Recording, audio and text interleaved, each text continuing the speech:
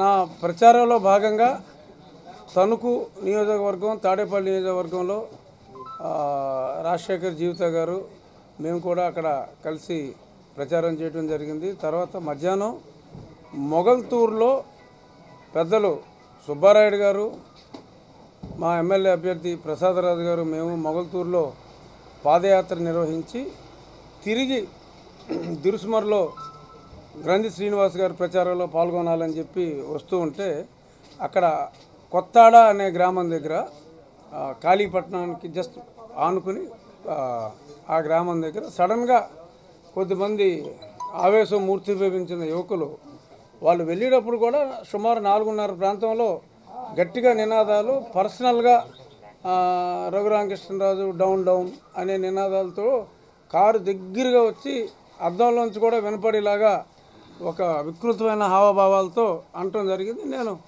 Just చిరునవ్వు నవ్వి నేను వెళ్ళిపోయా. రిటర్న్లో వాళ్ళు ఫస్ట్ నాకు ఒక టాప్ అని చెప్పి ఒక రాయి తగిలింది కారుకి. ఆ వ్యక్తి కూడా కనపడ్డాడు. ఒక రాయి తగిలితే నేను సరే ఒక రాయితో కొట్టారు అని అనుకుని ఇమ్మీడియట్గా నా సెక్యూరిటీకి ఇన్ఫామ్ చేయడానికి డోర్ తీసుకుని కారు దిగిన సెకండ్లో ఇంకొక 2-3 రాళ్ళు కారు అద్దాలకి టక్క తగిలినాయి. ఇది ఏదో ప్లాన్డ్గా, ఎందుకంటే రోడ్డు మీద ఒక స్టోన్ పెల్టింగ్ అంటే వేరే విషయం, కానీ ఇన్ని రాళ్ళు ఒకసారి పడినాయి అంటే నేను ఇమ్మీడియట్గా నా డ్రైవర్ని పోనే స్పీడ్గా అని చెప్పి నేను దిగి వెంటనే మళ్ళీ డోర్ వేసుకుని ముందుకు వెళ్ళిపోయా. ఆ తర్వాత మా సెక్యూరిటీ వాళ్ళకి కొంచెం సెక్యూరిటీ వాళ్ళని ఆపారు. ఈలోపు కొద్దిమంది ఆ కారు అద్దాలు, ఇన్నోవా కారు అద్దాలు బద్దలు కొట్టి కారు అంతా సొట్లు పెట్టడం జరిగింది.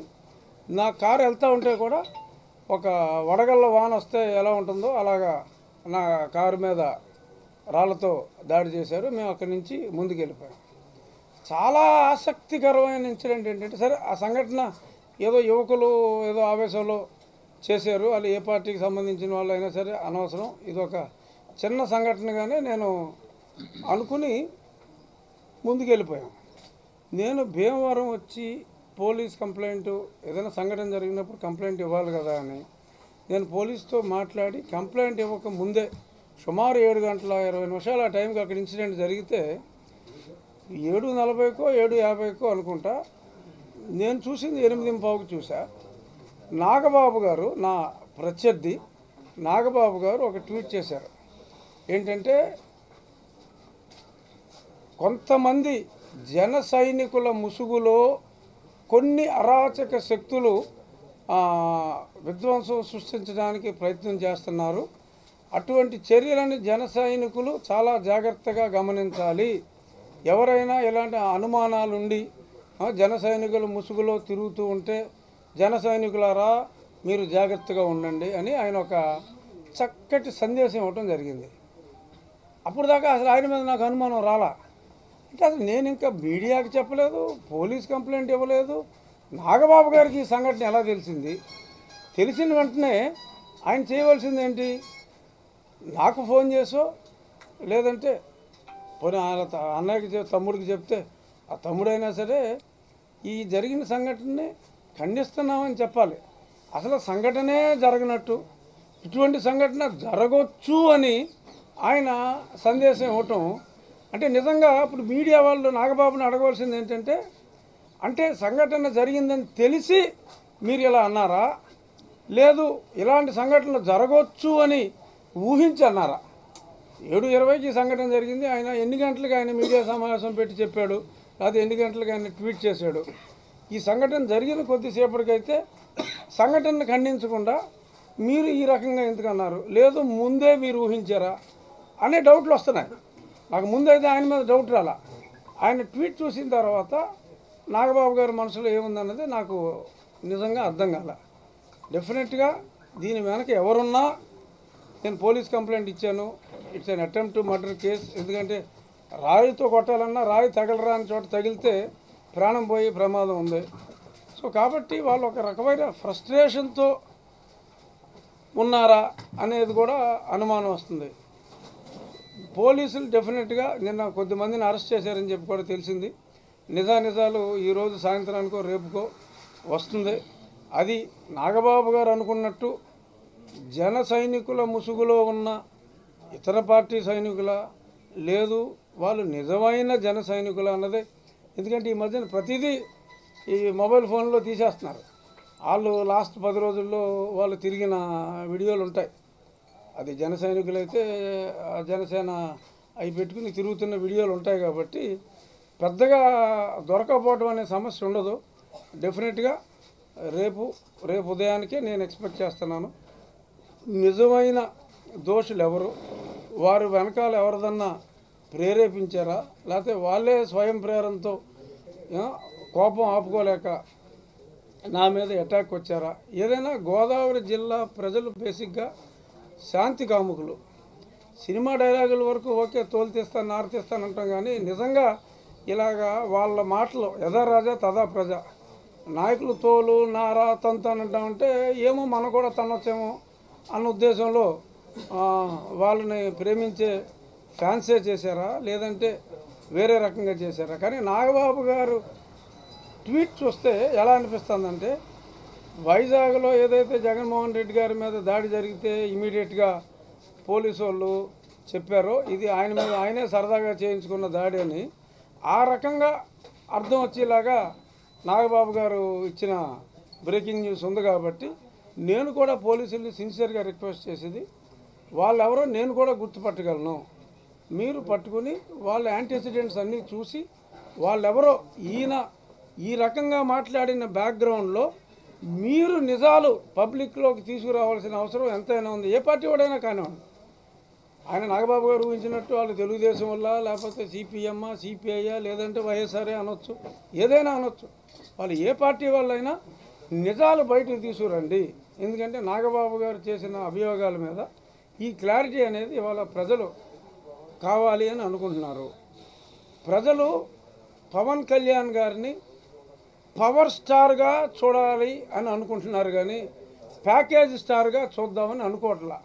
ఎప్పుడైతే పవర్ స్టార్ ప్యాకేజ్ స్టార్గా మారిపోయారో నిజంగా ఫ్యాన్స్ హృదయాలు కూడా బద్దలైపోయినాయి. బద్దలైపోతే మీ హృదయాలు, మీరు మీ బాధ పవన్ కళ్యాణ్ గారికి చెప్పుకోండి, లేదా ఎన్నో లక్షల పుస్తకాలు చదివిన పవన్ కళ్యాణ్ గారికే రాజకీయ గురువైన నాగబాబు గారికైనా చెప్పుకోండి. కానీ నా మీద దాడి దేనికి? మీ హృదయాలు గాయపడ్డాయి. ఆయన ప్యాకేజ్ స్టార్గా మీరు అంగీకరించట్లేదు, ఆయనకి చెప్పుకోండి, ఆయనకి చెప్పాలి. కానీ నా మీద రాళ్లతో దాడి చేస్తే మీకేం వస్తుంది? ఇలా ఎందుకు అంటున్నానంటే, ఆయన ట్వీట్ చూశాక వాళ్ళే ఏమో నా అనుమానం వచ్చింది. ఒక చిన్న ఎర్ర తుండు కూడా కప్పుకున్నారు, చిన్న తుండు, రైల్వే కూలీలు వేసుకుని తుండులాగా వేసుకున్నారు వాళ్ళు. సో కాబట్టి నాకు డౌట్ అయితే వాళ్ళ మీద ఉన్నమాట నిజం. సో వాళ్ళకి నా విజ్ఞప్తి ఏంటంటే, ఈరోజు ఈనాడు పేపర్లో నేను చూశాను, పవన్ కళ్యాణ్ గారు ఆయనకి ఓటు వేయమని అడగల, అట్లీస్ట్ ఈనాడు పేపర్లో అయితే రాలా. జగన్మోహన్ రెడ్డి గారికి ఓటు వేయొద్దు అనేదే ఆయన సందేశంగా ఉంది. ఎందుకంటే ఈ దోబూచాట్లు ప్రజలు మిస్అండర్స్టాండ్ చేసుకునే అవకాశం ఉంది. కాబట్టి ఓపెన్గా వచ్చే పవన్ అని చంద్రబాబు నాయుడు గారు ఒక పిలిపించినట్టున్నారు. ఆయన ఇచ్చాడో ఇవ్వలేదో, ఈయన అన్నాడో అనలేదో, ఈనాడు పేపర్లో అయితే మటుకు ఆయన జగన్మోహన్ రెడ్డి గారికి ఓటు వేయొద్దు అని చెప్పిందే చాలా స్పష్టంగా వచ్చింది. ఇటువంటి ప్యాకేజ్ రాజకీయాలు వద్దు పవర్ స్టార్ గారు. ఎందుకంటే ఆయన ఒక ప్రాబ్లం ఏంటంటే, ఆయన ప్రశ్నిస్తే తంతానంటారు, వచ్చిన గొడవ. ఆయన ప్రశ్నిస్తే వాళ్ళ అన్న కూడా వచ్చి తంతానంటాడు. సో ఈ తన్నుడు రాజకీయాలు వద్దు. ఈ బ్యాలెన్స్ 3 రోజులు 2 రోజుల చిల్లర గంటలు ఉన్నాయి. ఈ బ్యాలెన్స్ టైము మీరు మీ ఎలక్షన్ మీదే ఫోకస్ చేసుకోండి, మీ ప్రచారం మీరు చేసుకోండి. మా ప్రచారాన్ని మమ్మల్ని చేసుకోనివ్వండి, మమ్మల్ని దయచేసి గాయపరచకండి. మేమైతే మా పార్టీ శ్రేణులకి స్పష్టంగా నిన్నే చెప్పడం జరిగింది, వైసీపీ వైఎస్ఆర్ కుటుంబ సభ్యులారా దయచేసి మీరు యాజిటేట్ అవ్వద్దు, సంయమనం పాటిద్దాం. మనల్ని డైవర్ట్ చేయడానికి కొన్ని రాజకీయ శక్తులు ఈ రకంగా చేసి ఉండొచ్చు. మనం మన ఎలక్షన్ మీదే ఫోకస్ చేసుకుందాం. అన్ని నేషనల్ ఛానల్స్ రిపోర్ట్స్ అన్నీ మనకు అనుకూలంగా ఉన్నాయి. రాజన్న రాజ్యం స్థాపిద్దాం, అది జగనన్న ద్వారా ఓటుతో మనం సాధిద్దాం అనేదే నేను వైఎస్ఆర్ మా కుటుంబ శ్రేణులకి నేను చెప్పింది. ఎటువంటి ప్రతి చర్యలకి మనం పాల్పడొద్దు. నిజం రేపు పొద్దుటికల్లా తెలుస్తుంది, ప్రజలే తెలుసుకుంటారు ఎవరు ఎలాంటి వాళ్ళు. గోదావరి జిల్లా ప్రజలు బేసిక్ ఇక్కడ పశ్చిమ గోదావరి జిల్లా అంటే నేను ఇక్కడ స్వస్థలం తాడేపల్లిగూడెం. బాబు సైలెన్స్ అమ్మ. స్వస్థలం అనేది మాకు బాగా హైదరాబాద్ సికింద్రాబాద్ లాగా ఎప్పుడు ఇక్కడే ఉండేవాళ్ళం భీమవరంలో. కానీ ఇప్పుడు ఎంపీ గారు అన్నట్టు మొదటగా మనం చెప్పుకున్న దాడి అనేది అమానుషం. ఇది ఎలాంటి చర్యలు చేయకూడదు. మళ్ళీ దానికి ఏంటంటే పైకి ఓ చిన్నది పెడతారు, ఎందుకంటే అలా జబర్దస్త్లో ఉన్నారు కాబట్టి రకరకాలుగా రైటర్స్ ఉంటారు, ఆ ట్వీట్లే పెడుతుంటారు. ఎందుకు నవ్వుతాడో ఆయనకే తెలియదు. సో రాజకీయంలోకి వచ్చాక చాలాసార్లు మాట్లాడే మాటలు మేము విన్నది ఏంటంటే, మా పశ్చిమ గోదావరి జిల్లాలో అయితే ఇక్కడ పుట్టినోడు ఎవడు అలాంటి మాటలు మాట్లాడరు. నేను మొన్న కూడా ప్రెస్ మీట్లో చెప్పాను వైజాగ్లో, తొక్క తీస్తా తాట తీస్తా. ఎవరిదండి? కొబ్బరికాయ వ్యాపారస్తులు కాదు మనం తొక్క తీయటానికి. పోనీ బత్తాయి వ్యాపారస్తులు అయితే పోనీ అదేదో జ్యూస్ కోసం తీస్తాడు, తొక్క తీస్తానంటాడు ఈయన. ఎవరు తొక్క తీస్తారు? అప్పట్లో వాళ్ళ పార్టీ పెట్టినప్పుడు ఎవరైతే ద్రోహం చేశారో వాళ్ళ తొక్కలు తీయాలి. లేకపోతే గవర్నమెంటు సరిగ్గా లేదు, సంక్షేమం పక్కన పెట్టేసింది, అన్ని రంగాల్లో దోపిడీ దొంగలు చేరారు, ప్రభుత్వం భ్రష్టు పట్టించారు, వాళ్ళ తొక్కలు తీయండి మీరు. అలాగే అన్నీ వదులుకొని నా కోసం మా అన్నయ్య వచ్చాడండి. ఇది రామాయణం కాదు. రాముడు వెనకాల లక్ష్మణుడు వెళ్ళిపోయాడు, 14 ఏళ్ళు వనవాసం చేశారు, ఇవన్నీ అని. ఆయన మళ్ళీ హైదరాబాద్ వెళ్తాడు, అదే జబర్దస్త్ టేబుల్ మీద కూర్చుని ఉంటాడు ఆయన. ఇది ప్రజలందరూ గమనిస్తున్నారండి. నీతి నిజాయితీ అనే మాటలు ఒకటే. నేను ఒకటే అంటాను, ప్రజారాజ్యంలో యువరాజ్యం అధ్యక్షుడు కదా ఆయన. ఇది చాలామందికి తెలుసు కానీ తెలియనట్టు నటిస్తారు. బయటికి రండి, ఇంకా ఆ ముసుగులోంచి బయటికి రండి. యువరాజ్యం అధ్యక్షుడు ఆయన. అప్పుడు ఏమన్నారు? ఆ పంచులోడ తీసాం, కొడతాం కాంగ్రెస్ వాళ్ళని, అది ఇది అన్నారు. అది చంద్రబాబు సైకిల్ కాదు, రామారావు గారిని వెన్నుపోటు పొడి తెచ్చుకున్నారన్నారు. 2014లో ఏమన్నారు? చంద్రబాబు సైకిల్ బంగారు సైకిలు, ఆయన ధర్మరాజులా కనబడ్డాడు. నేను ప్రశ్నిస్తా అన్నారు, పార్టీ పెట్టారు, పోటీ చేయలేదు, ప్రశ్నిస్తా అన్నారు, పక్కనే ఉన్నారు. రాజధాని భూముల గురించి మాట్లాడలే, ఏ సమస్యల గురించి మాట్లాడలే. ఏదైనా అంటే ప్రతిపక్ష నాయకుడి మీద పట్టం. ఎక్కడైనా రాష్ట్ర చరిత్రలో, భారతదేశ చరిత్రలో ఇన్ని రాష్ట్రాలు ఉన్నాయి, ఎక్కడైనా సరే గవర్నమెంట్ మీద ముందు మీరు చేయాల్సిన పనుల గురించి మనం అడుగుతాం. నేను ప్రశ్నిస్తానని ఎక్కడ మరి ప్రశ్నించినట్టు కనపడలే గట్టిగా. 2017 చంద్రబాబు గారు ఏమన్నారు? అయ్యా ఆల్రెడీ మనకు సైకిల్ షాప్ ఉంది, మీరు కూడా ఒక టీ కొట్టు పెట్టుకుంటే రెండు పక్కనే ఉంటాయి కాబట్టి మనం మాట్లాడుకోవచ్చు. ఏముంది, సైకిల్ పని చేసేవాడు గబక్కన వచ్చి టీ తాగుతాడు. సో మీరు డైరెక్ట్గా చెప్పండి. ఇంతవరకు అసలు ఆలు లేదు, చూడు లేదు, అసెంబ్లీకి నేను కాపలా ఉంటా, జేడీ ఏమో పార్లమెంట్ కాపలా. ఏంటండి ఇవన్నీ? మీరు ఒక్కో చోటకెళ్ళి ఒక్కో రకంగా చెప్తారు, ఒక్కో రకంగా మాట్లాడతారు. విద్వేషాలు రెచ్చగొట్టడం, ఏ ఓట్ల కోసం మేము చాలా సిన్సియరు, మేము నిబద్ధత ఉంది, మేము నీతి నిజాయితీ, మేము ప్రశ్నిస్తాం, తొక్క తీస్తాం, తాట తీస్తాం. తీయండి, జనాలందరూ వెయిటింగ్లో ఉన్నారు తొక్కలు తీయటానికి. మీరేమో ప్రతిసారి అక్కడ ఉండి జగన్మోహన్ రెడ్డి మంచోడు కాదు, చంద్రబాబు నాయుడు మంచోడు, జగన్మోహన్ రెడ్డి అలాంటోడు, ఇలా అంటాం అనేది ఎంతవరకు కరెక్ట్ అని సందర్భంగా ఈ పత్రికా ముఖంగా అడుగుతున్నమాట. ఏదంటే నటన వేరు, రాజకీయం వేరు. ఒక రాష్ట్ర కార్యదర్శిగా నేను అడగాలి ఇవన్నీ, ఎందుకంటే ప్రజలకు తెలియాలి నిజాలు. మీరు ఏం మాట్లాడుతున్నారు? మీరు ఏమంటే బీహార్ రాజ్యం అయిపోద్ది అంటున్నారు. మీరు మాట్లాడే దాంట్లో ఏమైనా అర్థం ఉందా? మరి ఆయనేమో చంద్రబాబు గారు వాళ్ళ సామాజిక రాజ్యం అయిపోద్దని అంటున్నారు, మీరేమో మమ్మల్ని ఏమో బీహార్ రాజ్యం అంటున్నారు. ఎక్కడ ఉందండి బీహార్ రాజ్యం? మీరు చూసారా? రాజశేఖర రెడ్డి గారు అవినీతిపరుడు అన్నాడు ఆయనే. మరి 2004లో 2009లో ఇదే ఉభయ గోదావరి జిల్లాలో అత్యధికమైన మెజార్టీ ఇచ్చి మీ సామాజిక వర్గం, మేము ఎప్పుడు మా సామాజిక వర్గం గురించి మేము చెప్పుకోం బయట. సినిమాలో మా స్వర్గీయ శ్రీహరి ఒక మాట అన్నాడు, నాయుడు అందరం కూర్చుని మాట్లాడుకునేవాళ్ళం. అంటే ఇది ఎందుకు చెప్తున్నా అంటే, కాపులు అనేవాడు ఎవడో కూడి పెట్టాడు. కాపు అంటే శ్రీహరి అన్నాడు, ఒరే మనం కాపులైనా బయటికి చెప్పుకోదు, ఎవడు వేషాలు ఇక్కడ సామాజిక వర్గాలు వేరు, మనోడు మనల్ని పైకి రానివాడు, కాబట్టి పృథ్వీరాజుని పెట్టుకోమన్నాడు. మా కృష్ణరాజు గారు ఇప్పటికే అంటారు, ఒరే నువ్వు పృథ్వీరాజుని పెట్టి నన్ను మోసం చేసావని నవ్వుతూ. అలాగా అంటే నా కనుముక్కు రాజుల్లా ఉంటుంది కాబట్టి మావాడే అని అంటారు. అలాగా సామాజిక వర్గంలో వెనుకబడిన వాళ్ళు మీరు పైకి తీసుకురండి, వాళ్ళ గురించి ఆలోచించండి. ఎంతసేపు జగన్మోహన్ రెడ్డి ఏం చేశాడే జగన్మోహన్ రెడ్డి? నీకు ఒకటే అడుగుతున్నాం. ఈ రాష్ట్రంలో 3648 కిలోమీటర్లు ప్రజా సంకల్ప యాత్ర చేసి ఉదయం 7 గంటల నుంచి రాత్రి 11 వరకు పేదవాడి కష్టం ఉన్నాడు, బడుగు బలహీన వర్గాల కష్టం ఉన్నాడు, డ్వాక్రా చెల్లెమ్మల ఆక్రందలు విన్నాడు, రైతు రుణమాఫీలు విన్నాడు. అన్ని సమస్యలు కుల మతాలకు అతీతంగా అన్ని వర్గాల వారి సమస్యలు విన్న ఏకైక వ్యక్తి మడం తిప్పని నాయకుడు వైఎస్ రాజశేఖర రెడ్డి గారి తనయుడు, రేపు కాబోయే ముఖ్యమంత్రి వైఎస్ జగన్మోహన్ రెడ్డిని ఈ సందర్భంగా తెలియజేస్తున్నాం. మరి మేము శ్రీకాకుళంలో మొదలుపెట్టాం.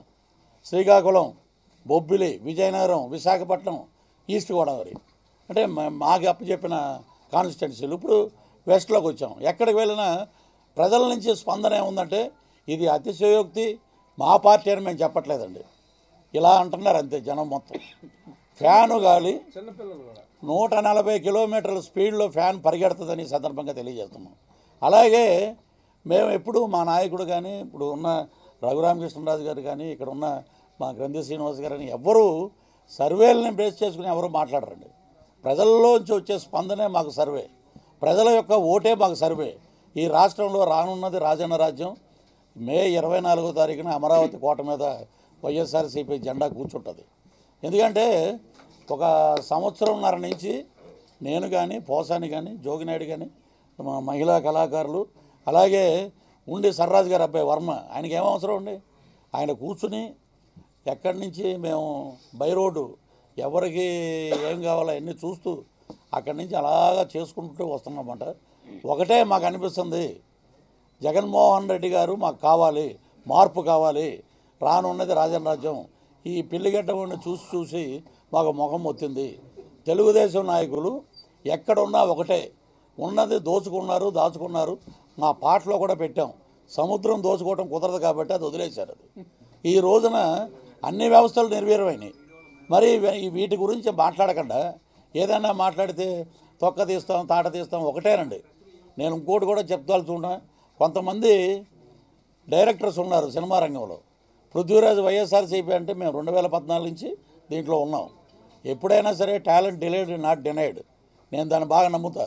నాకు మీ అవసరం ఉన్నప్పుడు మీరు ఎవరైనా నన్ను పెట్టుకుంటారు, అంతేగాని ఏదో ప్రెజర్ చేస్తే సినిమాలు పోతాయి మాకు అనవసరం. తాడేపురంలో ఉంటాం, హాయిగా వ్యవసాయం చేసుకుంటాం. మీకేమున్నాయి చెప్పండి. మరి మేము అంత ధైర్యంగా చెప్తున్నాం, we are soldiers of YS Jaganmohan Reddy, hard core terrorist అని చెప్తాం మేము వైసీపీకి. మీరు ఇంకొకటి, వైఎస్ రాజశేఖర రెడ్డి గారు, మేము యాత్ర సినిమా కడప ఒక కార్యక్రమానికి వెళ్ళినప్పుడు యాత్ర సినిమా చూసి బయటకు వస్తుంటే సెకండ్ షోకి మహిళలు అందరూ కన్నీళ్ళ పర్యంతమై బయటకు వస్తూ ఒకటే మాట అన్నారు, అయ్యా ఈ రాష్ట్రంలో భౌతికంగా ఆయన లేకపోయినా రాజశేఖర రెడ్డి గారు మరణం లేని మహామనిషి ఈ రాష్ట్రంలో ఎవరైనా ఉన్నారంటే అది స్వర్గీయ వైఎస్ రాజశేఖర రెడ్డి గారు అన్నారు. ఒకటే, పులి గడుపున పులే పుడుతుంది కానీ పప్పు పుట్టడని సందర్భంగా తెలియజేస్తున్నారు. ఒకటే, సత్తెనపల్లిలో అంబటి రాంబాబు గారు వైఎస్ఆర్ కంటి వెలుగని ఒక కార్యక్రమం పెడితే మేమందరం వెళ్ళాం దానికి. ఆ కార్యక్రమంలో ఒక పాప ఎంటెక్ బీటెక్ చదువుతుంది, ఒక అమ్మాయి. ఆ అమ్మాయి అంటే ఇంటీరియర్ విలేజ్ల్లో కూడా మీ మీద అంత వ్యతిరేకత ఉంది, గ్రామాల్లో కూడా మీ మీద వ్యతిరేకత ఉంది. ఆ అమ్మాయి ఒక లెటర్ ఇచ్చింది, అంకుల్ మీరు చదవండి, ఇది జనాల్లోకి వెళ్తుంది, మా బాధ ఏంటో తెలుస్తుంది.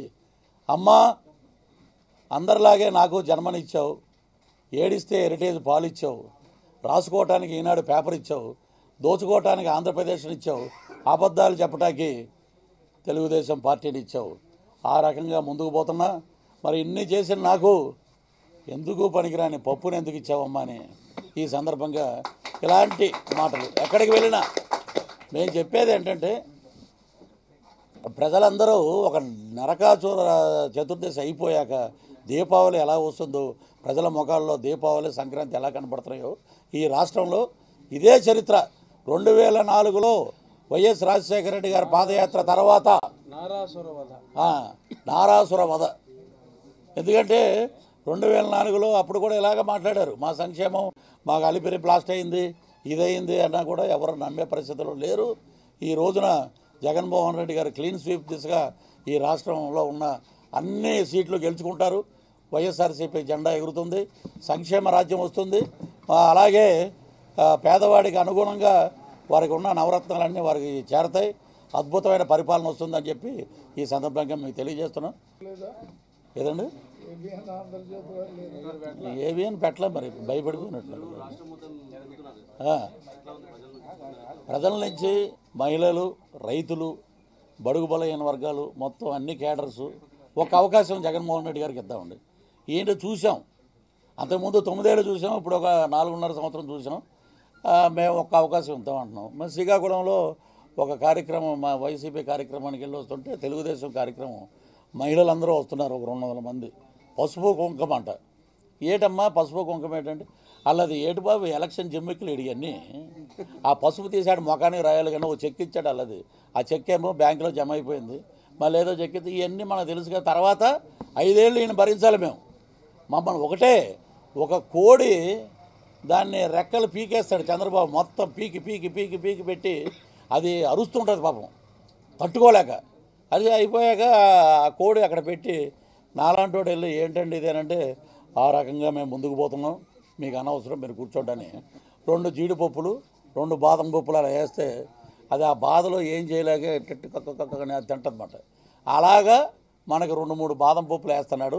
ఇది మటుకు గమనించాలని చెప్పి ప్రజలందరూ కోరుతున్నాం. ఎలక్షన్ డ్రామా అండి ఇవన్నీ.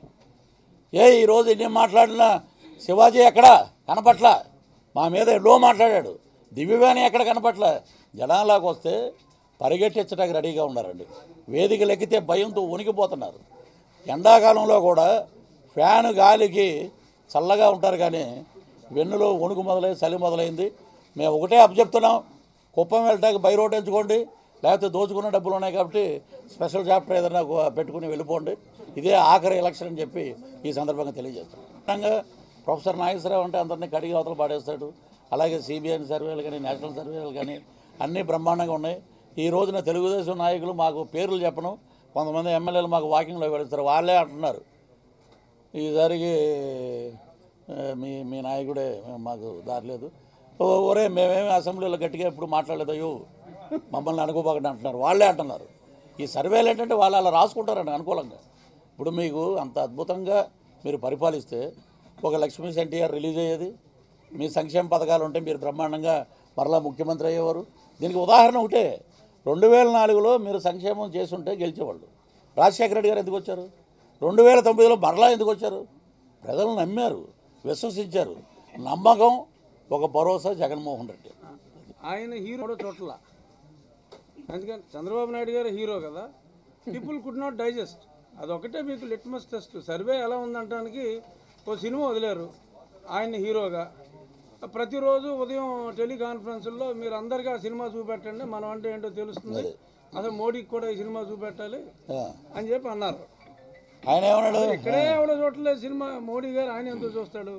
తర్వాత ఫ్రీగా వేయటం మొదలెట్టారు. ఫ్రీగా వేయటం మొదలెట్టిన ఆయన హీరోగా జనాలు యాక్సెప్ట్ చేయలే. ఆ పరీక్షలు అక్కడే అయిపోయింది. తర్వాత ఆయన రియల్ క్యారెక్టర్ తోటి ఒక సినిమా వచ్చింది, నిజ జీవిత నిజమైన సంఘటనలు, లక్ష్మీ ఎన్టీఆర్. అది ఎందుకు ఆపేశారు?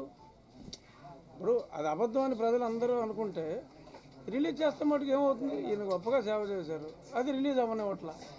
ఆఖరికి ఏ స్థాయికి దిగజారిపోయారంటే, యాత్ర సినిమా ఎప్పుడో రిలీజ్ అయిపోయిన యాత్ర సినిమా ఎవడో టీవీ రైట్స్ కొనుక్కున్నాడు, ఆ సినిమా వేస్తాము అంటే వీళ్ళ వెన్నులో చలి. దేనికి? నీ మీద తీసిన సినిమా ఉచితంగా వేస్తావా? ఆయన ఎవడో చూడలేదు. ఇది చూస్తే ఏమవుతుందో, ఎందుకంటే ఆ సినిమా ఉన్నట్టు తీశారు యాత్ర, అది టీవీలో అయినవు, సరే కుదరలేదు. ఈ సినిమానైతే ఏదో కోర్టుకు వెళ్ళి ఏదో సమ్మం మేనేజ్ చేసుకున్నారు. బట్ బిట్లుగా అన్ని బిట్లు, ముఖ్యమైన బిట్లు అన్నీ వచ్చేసినాయి. కానీ సెన్సార్ అయిపోయిన సినిమాని ఆపవలసిన అవసరం ఎందుకు వచ్చింది? సో ఆయన అంతరాత్మ తెలుసు అందులో ఉన్నాయి నిజాలని, అందుకని ఆపారు. సీనియర్ అని చెప్పి ఆయనే చెప్పాడు. ఏదైనా మాట్లాడారనుకోండి, మీరు కేటీఆర్ గారు, కేసీఆర్ గారు, జగన్మోహన్ రెడ్డి గారు ఒకటే. ఇప్పుడు రఘురామకృష్ణరాజు గారు మేము పక్కన కూర్చుంటే మీరు అందరూ ఒకటే, అందుకే అలా మాట్లాడుతున్నారండి. ఏది చేసినా కలయిక, మీరు చేస్తే నైతికం, మేము చేస్తే అనైతికం. ఇప్పుడు మరి అక్కడ స్వర్గీయ నందమూరి హరికృష్ణ గారు అన్ని ఛానల్స్లో వచ్చింది. హరికృష్ణ గారు చనిపోయినప్పుడు, అంత్యక్రియలు జరుగుతున్నప్పుడు ఆ రకంగా మనం ముందుకు పోదాం అని అంటే శవరాజకీయాలు చేసేది మీరా మేమా? మరి అదేమన్నారు, అన్ని జెండాలు వేశారు. నా లైఫ్లో నేను ఫస్ట్ టైము తాడేపల్లిగూడెంలో ఉదయం తెల్లవారుజామున 3 గంటలకి రామారావు గారు వస్తారంటే ఉదయం 7 గంటల నుంచి మోడర్న్ కేఫ్ దగ్గర అందరూ కూర్చుంటే, అప్పుడు మేము 10th క్లాస్ చదువుతుండేవాళ్ళం. కూర్చుంటే తెల్లవారుజామున 4 గంటలకు వచ్చాడు మహానాయకుడు. కాంగ్రెస్ని బ్రదర్స్ బంగాళాఖాతంలో కొట్టండి మా సోదరీమణులు అన్నాడు, అంతే వెళ్ళిపోయింది. ఆ 36 ఏళ్ల చరిత్ర ఉన్న తెలుగుదేశం పార్టీని నీ యొక్క అధికార దాహం కోసం రామారావు గారు పంచి తీసుకెళ్ళి రాహుల్ గాంధీకి శాలువా కప్పావు. 2 ఫోటోలు తాడేపల్లి కూడా వెళ్తున్నారు కానీ ఇక్కడ స్కూల్కి వెళ్తున్నట్టు ఒక ఫోటో వేసుకున్నారు, ఒక పక్క నాగబాబు గారు, ఒక పక్క పవన్ కళ్యాణ్. ఇక్కడ ఏదో ఇక్కడ మేము యుద్ధం చేస్తాం, నువ్వు వద్దు, నువ్వు పక్కన ఉండు, తమ్ముడు నువ్వు అక్కడ ఉండు, మనోడిని ఉన్న పెడతాం డమ్మీగా, నువ్వు అక్కడ ఉండు. ఇవన్నీ జనాలకు తెలుసండి.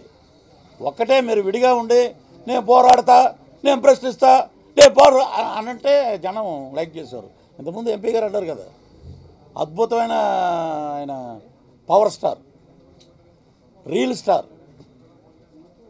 దీని కిందకు వచ్చేటట్టుగా జనం ఏమంటున్నారంటే తెలుగుదేశం గొడుగు కింద. ఆ మధ్య నేను కేఏ పాలన కూడా కడిగా బాగా. నువ్వు తెలుగుదేశం పాలు, నువ్వు ఏమో ముసుగులో ఉండి మాట్లాడటం కాదు. నేను అన్న ఏది ఇది ఈరోజు టేకాఫ్ అవ్వకుండా ఎయిర్పోర్ట్లో ల్యాండింగ్లో ఆగిపోయినాయి ఫ్లైట్స్. అది చరిత్ర. హెలికాప్టర్ దిగి సమస్య వెళ్ళిపోయాడు. మరి ఎండలో తిరిగి సమస్య వెళ్ళిపోయినా అదొక అందం. హెలికాప్టర్ దిగి సమస్య వెళ్ళిపోయాడు. ఇంకోటి కూడా బీడే మిత్రులందరూ రేపటి రోజున అన్ని అస్త్రాలు అయిపోయినాయి, ఇంకా ఖాళీ అయిపోయినాయి. ఇక్కడ ఇంకేం చేయాలో తెలియక కొత్త డ్రామాకే తెరెత్తున్నారంట.